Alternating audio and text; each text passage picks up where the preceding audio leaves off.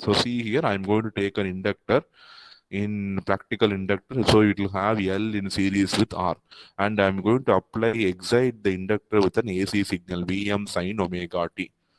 Okay, I'm going to excite this circuit with an AC signal V is equal to Vm sin omega t. So because of this, I'll be getting a current. Because of this AC voltage, I'll be getting a current. I am denoting that current to be I is equal to Im sin omega t. See, I am not finding out current. I am not deriving the expression for current using Ohm's law. I am just saying because of an AC voltage applied to the circuit, an AC current will flow. I am assuming that current to be I is equal to Im sin omega t. Im will have relation with L and R. So we are not worried about that. And you know Im is the peak current.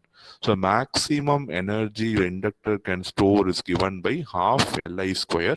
Here it is half L Im square. Okay, so you know generally the energy stored in inductor, the formula is half Li square.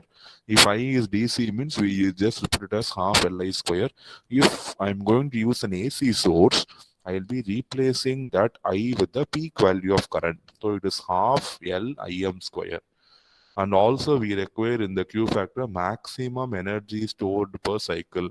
So maximum energy is stored only when the current is maximum.